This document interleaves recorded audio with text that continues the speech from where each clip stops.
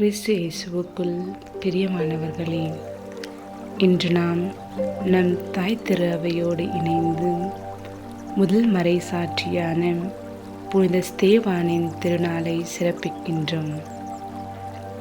புனித ஸ்தேவானின் வாழ்க்கை பயணத்தை நாம் திருத்துதர் பணிகள் நூலில் பார்க்கலாம். கிறிஸ்துவை முன் அறிவித்தாலும் பின் அறிவித்தாலும் சிறையில் அடைத்தல், கல்லடி, சாட்டையடி, சிலுவையில் அறைதல், மரணம் என்பவையே விளைவுகளின் உச்சம். ஆனால் கிறிஸ்துவின் மீது ஆழ்ந்த அசைக்க முடியாத அன்பு, விசுவாசம், பற்றுதல் கொள்ள துணிந்தவர்களுக்கு தயக்கம் எதுவும் இல்லை.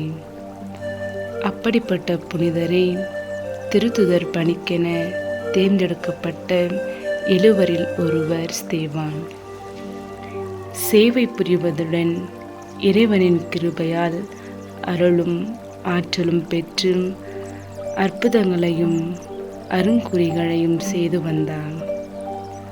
அதற்கான பரிசு யூதர்களால் கல்லால் எறியப்பட்டு கொல்லப்பட்டார்.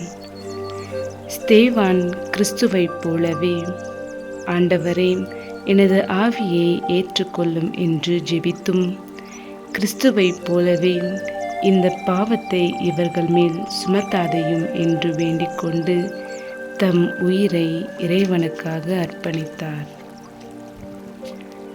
இன்றைய நற்செய்தி வாசகத்தில் இயேசுவை பின்பற்றும் சீடர்களுக்கு அவர் தரும் உறுதிமொழி அடி, உதை மற்றும் அவமானம்.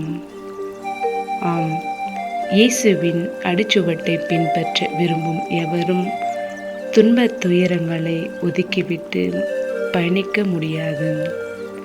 துன்பத் துயரங்கள் அல்லாத சீடத்துவ வாழ்வு கிறிஸ்துவ வாழ்வாக இருக்க முடியாது. அதற்கு சான்றாக இன்றைய நாளின் புனிதர் ஸ்தேவான் விளங்குகிறார்.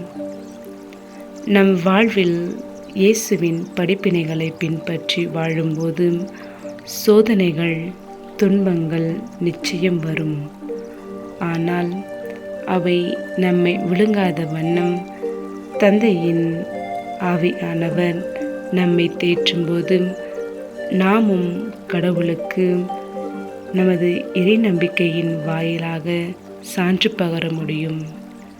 ஆகவே இறை சான்று பகர, இறை ஆட்சியாக வாழ எழுச்சியோடு நாம் காத்திருப்போம்.